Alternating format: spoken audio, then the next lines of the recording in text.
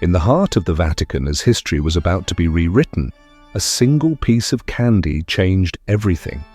This isn't just a charming anecdote, it's the hidden turning point that shaped the future of the Catholic Church. Today we reveal the real story behind Pope Leo XIV's election, a secret moment that no one saw coming, but everyone will remember.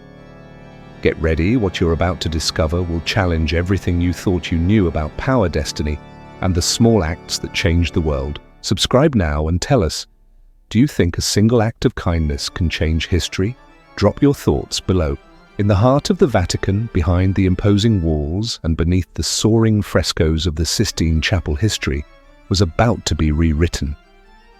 The world outside waited with bated breath, eyes glued to news tickers, social media feeds, and the tiny chimney atop the ancient chapel, hoping to catch the first glimpse of white smoke, the sign that a new pope had been chosen. But inside, in those sacred and secretive hours, a story was unfolding that no camera would ever capture, a story that would only be revealed later, and even then almost by accident, a story about a single piece of candy that changed everything. This is not a fairy tale. This is not a legend passed down through generations, embroidered and exaggerated with each telling.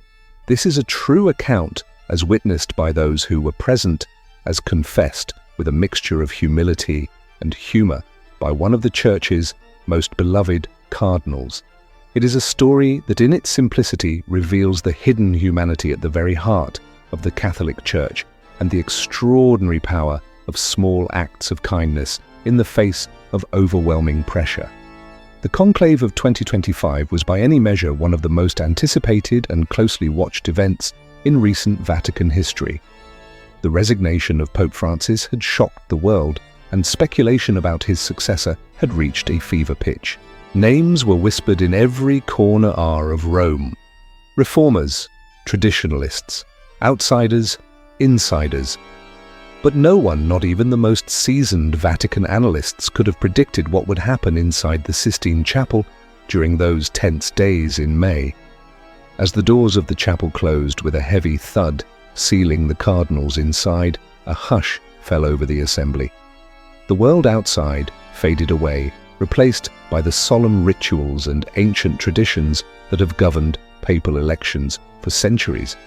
The air was thick with incense anticipation and the silent prayers of 120 men, each one carrying the hopes, fears, and expectations of over 1 billion faithful.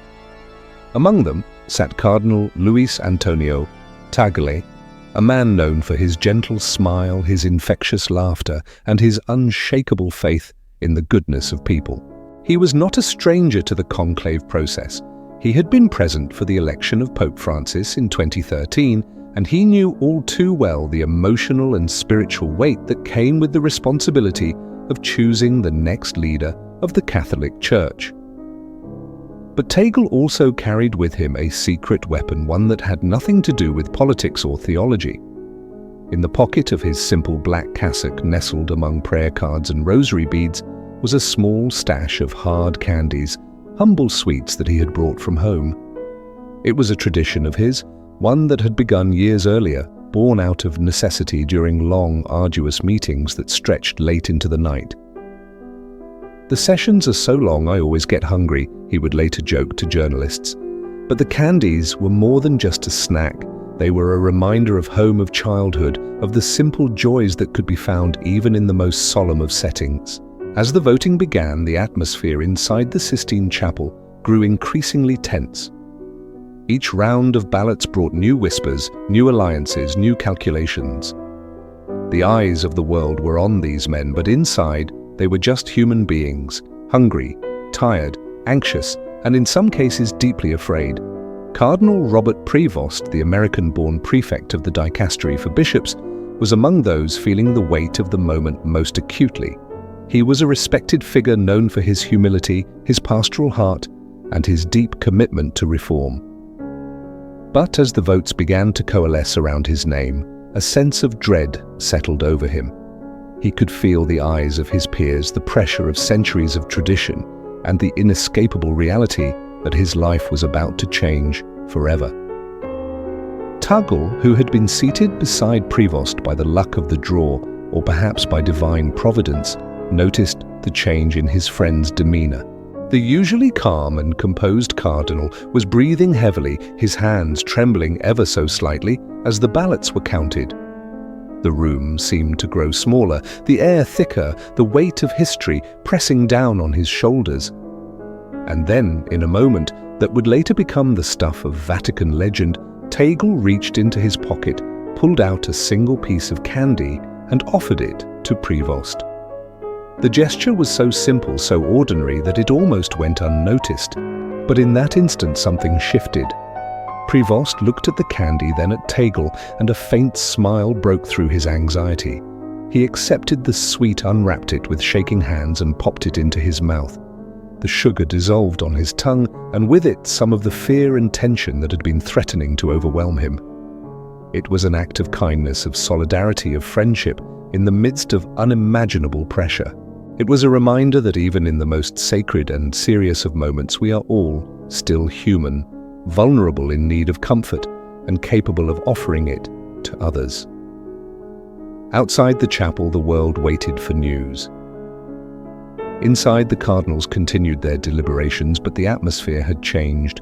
The act of sharing a piece of candy had broken the spell of fear and isolation, replacing it with a sense of community and mutual support. The votes continued, and soon enough the white smoke billowed from the chimney, signaling to the world that a new pope had been chosen. When Cardinal Prevost emerged onto the balcony of St. Peter's Basilica as Pope Leo XIV, the world saw a man transformed not by ambition or power, but by humility, gratitude, and the quiet strength that comes from knowing you are not alone. In the days that followed, as the story of the Conclave began to leak out in bits and pieces, journalists clamored for details about the new pope's first moments. It was Cardinal Tagle who finally shared the story of the candy, recounting it with his characteristic warmth and humor. "I always bring candy to these things," he said, with a laugh. "The meetings are long, and you never know when someone might need a little sweetness," but those who heard the story understood that it was about more than just a piece of candy. It was about the power of small acts to change the course of history, the importance of friendship and compassion in moments of crisis, and the enduring truth that sometimes the greatest miracles are the simplest ones. As you watch this video, remember, history is not just made by grand gestures and monumental decisions. Sometimes it is made in the quiet moments, in the smallest acts of kindness, in the offering of a single piece of candy to a friend in need.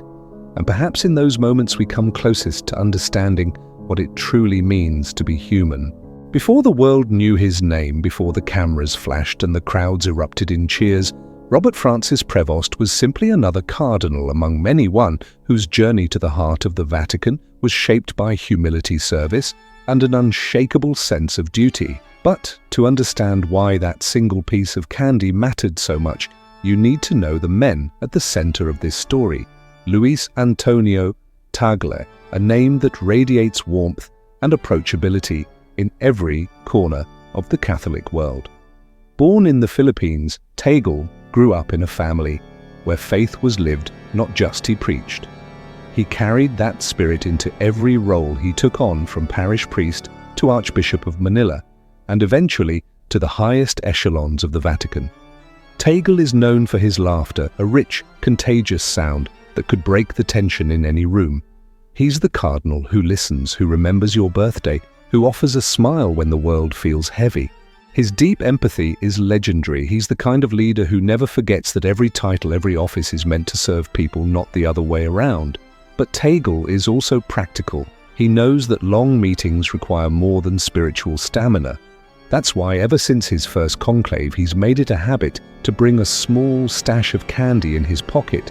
It's a simple act rooted in the memory of his mother slipping sweets into his school bag, a reminder that even the most sacred spaces are not immune to the needs of the body.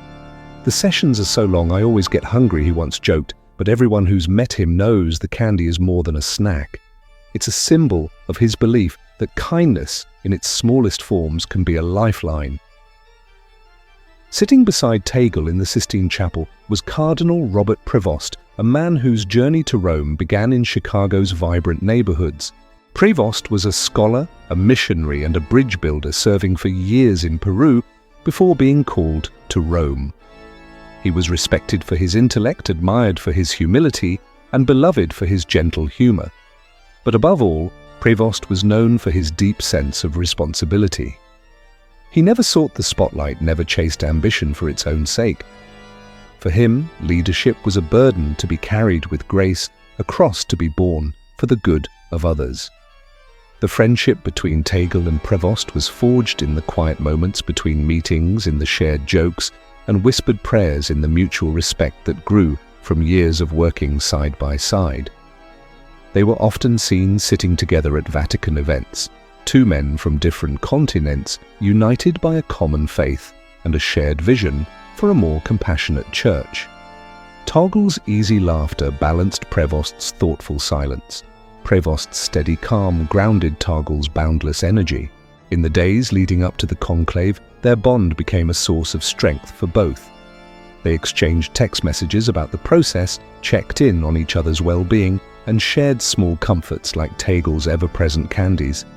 It was a friendship built on trust, a partnership that would soon be tested in ways neither could have imagined. As the conclave began, the world's attention was fixed on the drama unfolding behind closed doors.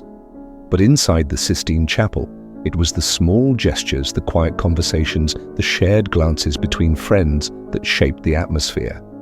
Tagle and Prevost, seated side by side, found themselves at the center of a storm neither had sought, but both were prepared to weather together. Prevost, for all his composure, was not immune to the pressure. As the votes mounted and the realization dawned that he might soon be called to lead the church, his anxiety became palpable. Tagle, ever the observer, noticed the subtle signs, the clenched jaw, the tapping fingers, the deep breaths drawn in an effort to steady his nerves. It was in this crucible of history that Tagle's simple act of kindness would become a turning point. But before that moment, before the world would witness the transformation of Robert Prevost into Pope Leo XIV, it was the friendship between these two men, their shared humanity, their mutual support that set the stage for everything that followed. This is not just a story about a piece of candy. It's about the power of connection, the importance of being present for one another, and the ways in which even the smallest gestures can carry the weight of destiny. As we move deeper into this remarkable story, keep these two men in mind, Tagle the joyful giver and Prevost the reluctant leader. Their friendship is the thread that weaves through every moment of the conclave, binding together the fate of the church and the hopes of millions. Stay with us, because what happens next will show you how in the most extraordinary moments, it is our ordinary humanity that truly changes the world. The doors of the Sistine Chapel closed with a heavy echoing finality, sealing 133 cardinals from every corner of the world inside one of the most sacred spaces on earth. Outside, the crowds in St. Peter's Square held their breath, eyes fixed on the slender chimney that would soon signal the fate of the Catholic Church. But inside, time seemed to slow thick with centuries of tradition, the weight of expectation, and the silent prayers of men about to make history. Cardinal Tagle and Cardinal Prevost sat side by side, as they had in so many meetings before, but now the air between them crackled with a tension that was both personal and universal. Tagle, with his calm warmth, offered a steadying presence. Prevost, failing in the gravity of the moment, tried to steady his breathing, his mind racing with the implications of what might soon unfold. The ritual began. Each cardinal in turn placed a hand on the Gospels and swore the ancient oath of secrecy and fidelity, promising to serve the Church and to keep the proceedings hidden from the outside world. The words were familiar, but their meaning had never felt so heavy. As the last oath was spoken, the master of papal liturgical celebrations intoned the famous words, "Extra omnes." Everyone not participating in the conclave must leave. The great doors swung shut, and only the cardinals and a handful of officials remained. A hush fell, as Cardinal Raniero Cantalamessa, the revered preacher of the papal household, delivered the opening meditation. His words, though gentle, pressed upon every heart. The one chosen would bear the weight of Peter Shepherd to over 1 billion souls, and must act with pure intent, seeking only the good of the universal church. The meditation stretched longer than expected, the solemnity deepening until even the most seasoned among them felt the burden anew. Some, like Cardinal Parolin, wondered aloud if they should postpone the first vote until morning. But the cardinals, hungry and tired, but resolute, chose to proceed.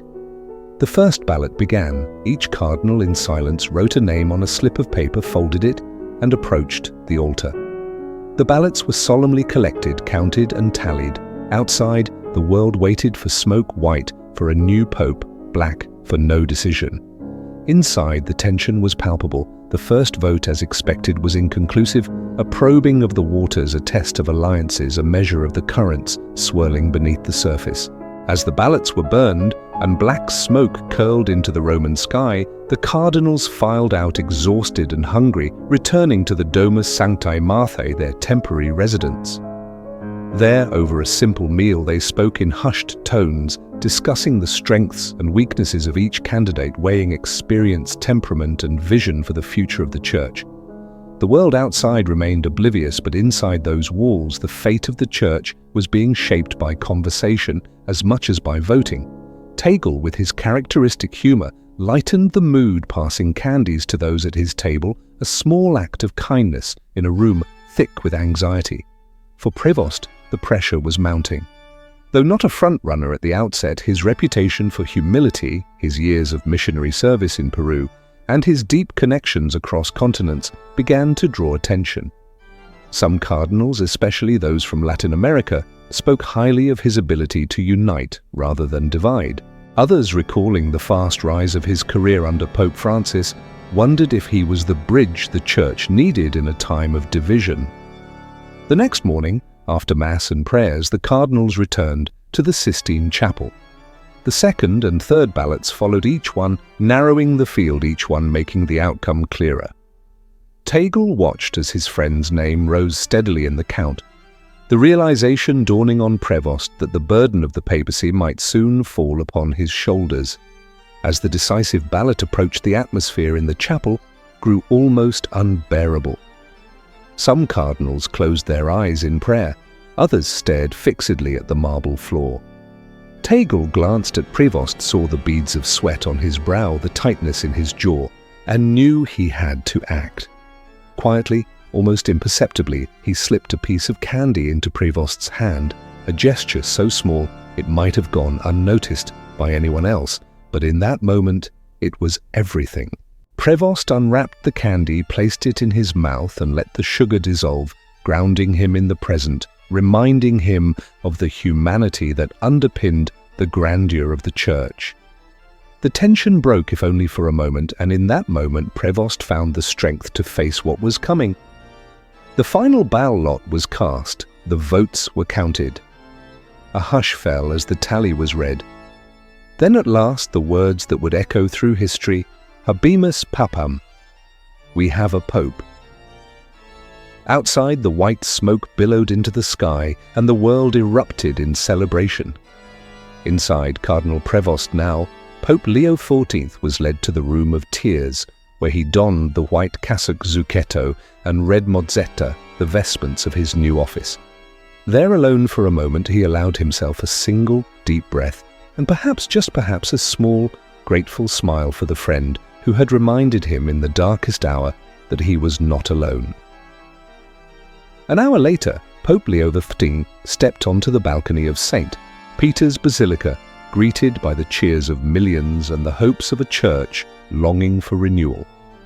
But behind the solemn blessing, behind the ancient words and rituals, was a story known only to a few, a story of friendship, humanity, and a piece of candy that in its own quiet way changed the course of history.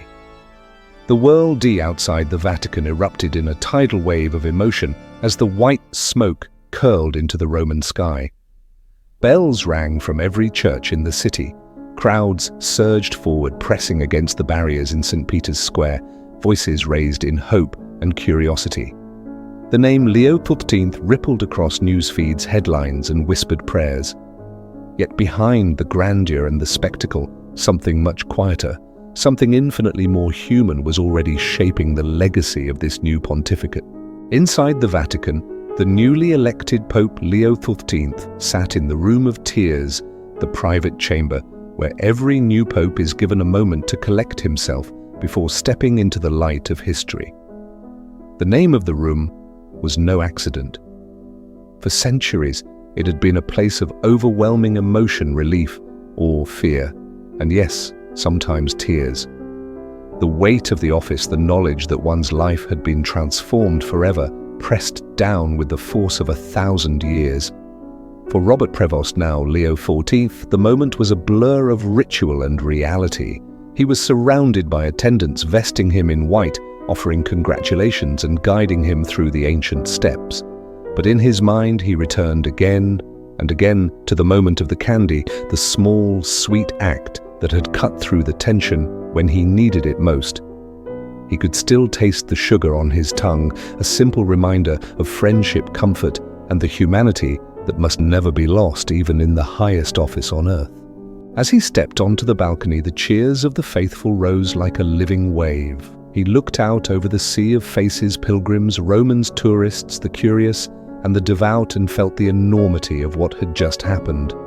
The words of his first blessing rang out, carried on the wind to every corner of the globe, Urbi et Orbi, to the city and to the world. But behind the formal blessing was a silent prayer, a promise to himself to lead with humility, to remember the small things, to never let the loneliness of power eclipse the warmth of compassion. In the days that followed, the story of the Conclave began to leak out, as it always does. Journalists pieced together rumors and whispers, searching for the human drama behind the smoke and ceremony. They wanted to know what had swayed the cardinals, what was the mood inside the Sistine Chapel, who was this new pope, and what would define his reign. It was Cardinal Tagle, always generous with a smile and a story, who first let slip the tale of the candy. In a press conference, when asked about the mood inside the conclave, he grinned and said, "Well, I always bring candy to these things. The meetings are long and sometimes you just need a little sweetness." The journalists laughed, but Tagle's eyes twinkled with the knowledge that there was more to the story than he was letting on. Soon the details emerged, the anxiety of the final vote, the trembling hands of the man about to become pope, the quiet gesture of friendship that had made all the difference. The story spread like wildfire, picked up by news outlets, Catholic blogs, and social media. Memes appeared, photoshopped images of Tagle with a bag of candy, cartoons of the new pope with a lollipop. Late-night hosts joked about the conclave candy caper, but beneath the humor was a genuine sense of wonder. People everywhere latched onto the story, not because it was scandalous or sensational, but because it was so deeply, beautifully human. In a world hungry for authenticity, the image of two cardinals sharing a piece of candy in the most solemn moment of their lives struck a chord. It was a reminder that even in the corridors of power, kindness matters, that the greatest leaders are those who remember the small things, who reach out a hand or a sweet when it's needed most. Within the Vatican, the story became an instant legend. Swiss guards, nuns, and visiting bishops all wanted to know, what kind of candy was it? Was it lemon mint or something else? Some joked that the Vatican should start selling papal conclave candy in the gift shops. But for those who understood the true meaning, the flavor was secondary. The real sweetness was in the gesture itself. For Pope Leo XIV, the memory of that moment became a touchstone. In his first homily as Pope, he spoke not of power or doctrine, but of service. The Church is a family, he said, and families are built on small acts of love. Let us never be too proud, too busy, or too afraid to offer comfort to one another, even if it is only a piece of candy in a moment of need. The words resonated, echoing through the marble halls and out into the world, where millions listened and nodded, perhaps with a tear or a smile. The symbolism of the candy grew. It became a metaphor in sermons and speeches, a shorthand for the kind of leadership the world was longing for. leadership that is humble, attentive, and rooted in real human connection. Catholic youth groups began to hand out candies at retreats, calling them Leo's Sweets. Teachers told the story to their students, encouraging them to look for small ways to support one another in times of stress. Even in secular circles, the story found traction, cited as an example of emotional intelligence and the power of kindness in high-pressure environments. But perhaps the most profound impact was felt in the hearts of those who had always wondered if their own small acts, so often overlooked or unacknowledged, really mattered. The story of the candy was proof that they did, that a single gesture offered at the right moment could ripple outward, changing not just one life, but the course of history. For Cardinal Tagle, the attention was both amusing and humbling. He received letters from all over the world, children sending their favorite candies, priests thanking him for reminding them of the importance of friendship, even a few skeptics who wondered if the story was too good to be true. Tagle responded to each one with his trademark warmth, always bar-inging the focus back to the lesson at the heart of the story: kindness is never wasted. You never know when a small act might become the turning point in someone's life. As the weeks passed, Pope Leo XIV settled into his new role, facing the immense challenges of leading a global church in a divided world. But he never forgot the lesson of the candy. In meetings with world leaders, he would often offer a bowl of sweets, a subtle nod to the story that had captured the world's imagination. In private moments, he would recall the taste of sugar on his tongue, the steadying presence of his friend, and the knowledge that no matter how heavy the burden, he was never truly alone. The Vatican, for all its grandeur and tradition, is ultimately a place filled with people who laugh, worry, hope, and sometimes, in the most important moments, share a piece of candy. The story became a touchstone, a reminder that even in the most hallowed halls, it is our humanity that matters most. And so the legend of the Conclave candy lived on, not just as a charming anecdote, but as a symbol of the kind of church and the kind of world we can build together. A world where greatness is measured not by titles or power, but by the willingness to reach out to comfort and to share whatever small sweetness we have to offer. As you reflect on this story, remember you don't have to be a cardinal or a pope to make a difference. Sometimes all it takes is a moment of kindness, a word of encouragement, or yes, even a piece of candy. In the end, it is these small acts that shape our lives, our communities, and our world. The story of the Conclave candy did not remain confined to the marble corridors of the Vatican or the hushed halls of Catholic rectories. Instead, it radiated outward, crossing borders and oceans, finding its way into living rooms, classrooms, and even boardrooms around the world. In the weeks and months following the election of Pope Leo XIV, the candy moment became more than a charming anecdote. It became a living parable retold and reinterpreted by millions, each person finding in it a lesson for their own life. In Manila, a teacher at a Catholic school began her morning homeroom with a bowl of candies. She told her students the story of Cardinal Tagle and Pope Leo XIV, explaining how a simple act of kindness could change the course of someone's day or even their destiny. The children listened wide-eyed, then took a candy and passed the bowl along each one, silently vowing to look for small ways to help their classmates. That day, a shy boy who usually sat alone at lunch found himself surrounded by new friends, all because someone remembered the story and decided to act. In Chicago, a young priest preparing his first homily after ordination found himself struggling with nerves. He remembered the story of the Conclave candy and slipped a peppermint into his pocket before stepping up to the pulpit.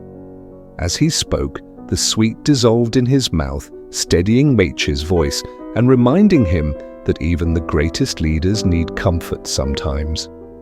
After Mass, an elderly woman approached him, pressed a wrapped caramel into his hand, and whispered, "For courage, Father. We all need it." In Lima, Peru, where Robert Prevost had once served as a missionary, the story took on a special resonance. Parishioners remembered the gentle American bishop who had walked their dusty streets, listened to their stories, and shared their burdens. Now, as Pope Leo XV, his legacy was being celebrated not just for his leadership, but for the simple human kindness that had always defined him. Children in the parish school drew pictures of the new pope with a big smile and a handful of candies, their art displayed proudly on the church bulletin board. But the ripple effect did not stop at the doors of churches or the boundaries of faith. In a world often divided by suspicion and cynicism, the story of the candy became a rare point of unity, a reminder that beneath our differences we all share the same basic needs, comfort, connection, and the assurance that we are not alone. In a corporate office in New York, a manager facing a stressful deadline placed a jar of candies on her desk, inviting her team to take one whenever they felt overwhelmed. She told them the story of the Conclave, explaining that even in the highest stakes situations, a small gesture could make all the difference. Productivity soared, but more importantly, so did morale. The team began to look out for one another, sharing not just sweets, but encouragement and support. In a hospital in Italy, a nurse working the night shift kept a stash of candies in her pocket, handing them out to anxious patients and exhausted colleagues. "For courage," she would say, echoing the words that had traveled from the Sistine Chapel to her small corner of the world. The patients smiled, the staff felt seen, and the long nights became a little more bearable. The story also found its way into the digital world. Social media exploded with hashtags like Conclave Candy and Sweet Leadership. People shared their own stories of small acts of kindness, a cup of coffee for a stranger, a note of encouragement left on a colleague's desk, a favorite snack slipped into a friend's bag before a big exam. The narrative became a movement, a global reminder that no act of kindness is ever wasted. For Pope Leo XIV, the impact was deeply personal. In his first months as Pope, he received thousands of letters from people all over the world, children, priests, teachers, business leaders, and even non-Catholics, each one sharing how the story had touched their lives. Some sent candies, others sent prayers, and many simply wrote to say thank you for reminding them that leadership is about service, not power. In his private moments, Leo XIV often reflected on the lesson of the candy. The papacy, with its ancient rituals and global responsibilities, could feel isolating. But the memory of that small, sweet gesture from a friend reminded him to stay grounded, to seek out moments of connection, and to lead with humility and compassion. He would sometimes keep a bowl of candies on his desk during meetings, a silent invitation for others to share in the sweetness of community. Cardinal Tagle too found himself at the center of a quiet revolution. His simple habit of carrying candies became a symbol of his pastoral style, a leadership rooted in empathy, generosity, and the belief that the smallest acts can have the greatest impact. He was invited to speak at conferences to share the story of the Conclave candy and to encourage others to look for opportunities to serve even in the most ordinary moments. The story also sparked conversations about the nature of leadership itself. In seminaries and business schools, in parish halls and government offices, people began to ask, what does it mean to lead with kindness? How can we create environments where small acts of care are not just tolerated, but celebrated? The answers were as varied as the people who asked the questions, but the consensus was clear. True leadership is not about domination or control, but about lifting others up, creating space for vulnerability, and recognizing the dignity of every person. As the first anniversary of Pope Leo XIV's election approached, the Vatican announced a special initiative, a global day of kindness, inviting people of all faiths and backgrounds to perform small acts of service in their communities. The response was overwhelming.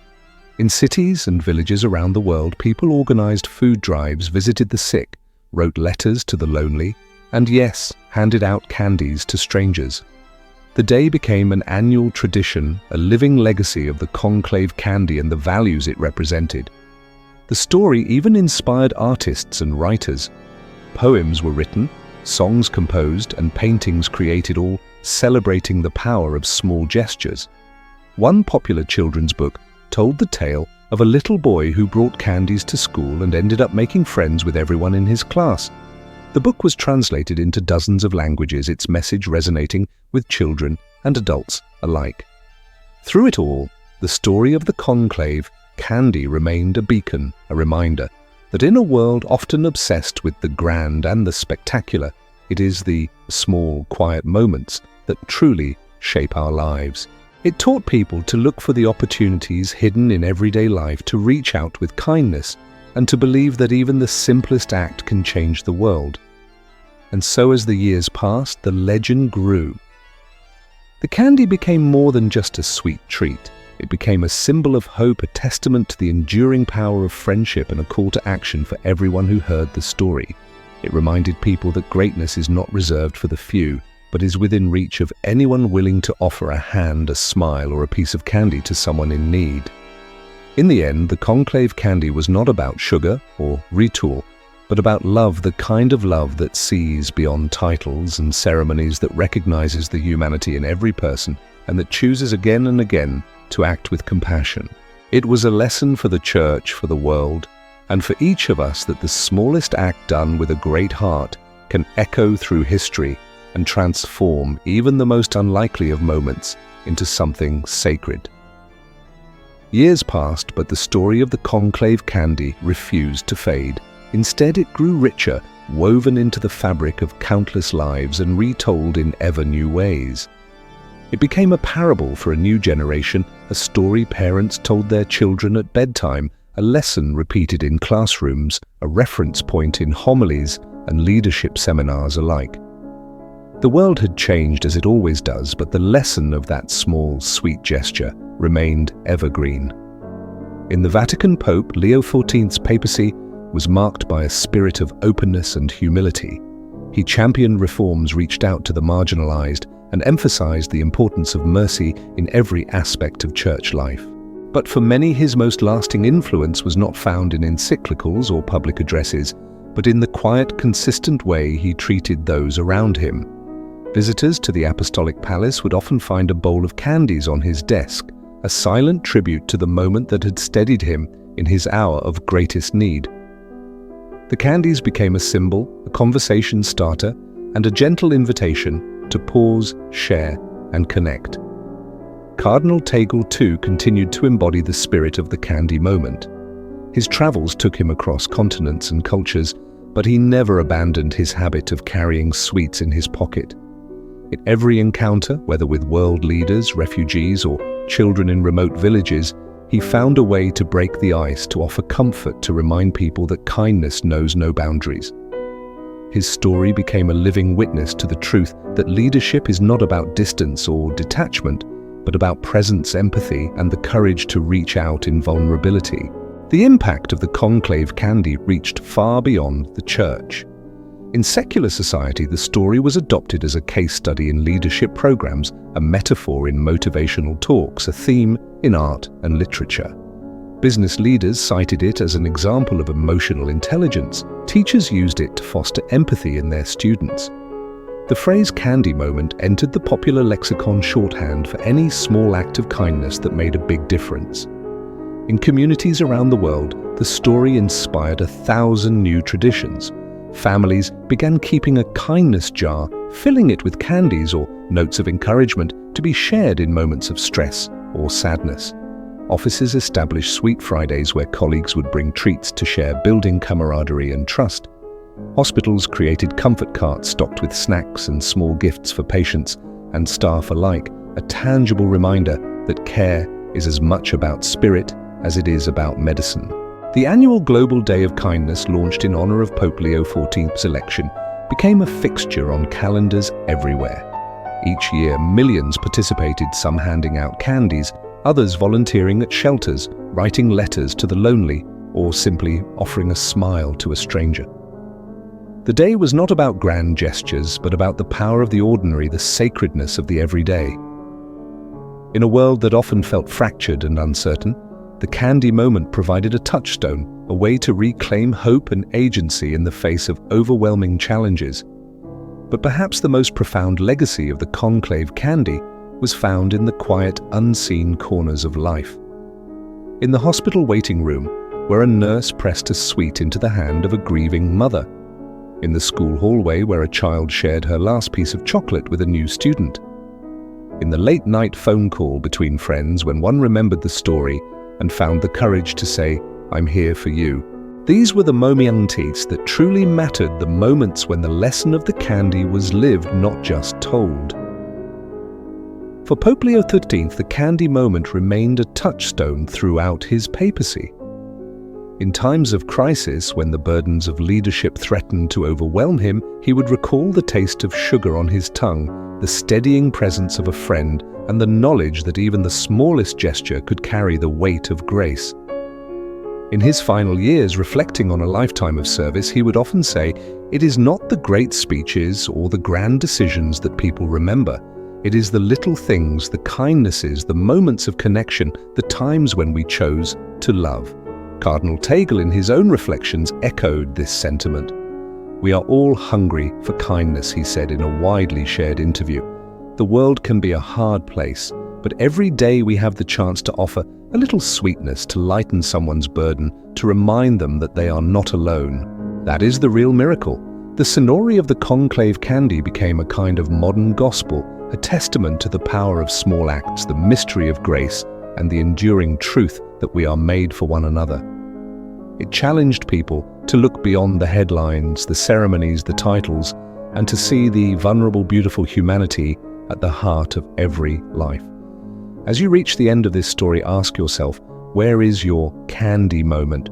Who in your life needs a gesture of kindness, a word of encouragement, a reminder that they matter? You don't need to be a cardinal or a pope. You don't need a stage or a spotlight.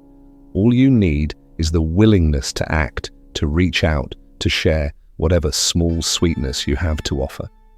Because in the end, history is not written only in the grand halls of power, but in the quiet corners of our daily lives. It is shaped by the choices we make, the love we give, and the courage we find to be present for one another. The Conclave candy was just a piece of sugar wrapped in foil and offered in a moment of need, but it became a symbol, a beacon of hope, a call to action, a reminder that the world can be changed one small act at a time. So go out and create your own candy moments. Share kindness, offer comfort, be the friend who reaches out when the world grows heavy. You never know whose life you might change or what history you might help to write. And as you do, remember the lesson of Pope Leo XIV and Cardinal Tagle, that in the end, it is not the power we hold, but the love we give that endures. Thank you for joining us on this journey. If this story has touched you, share it, carry it with you, and let it inspire you to make the world a little sweeter, one act of kindness at a time.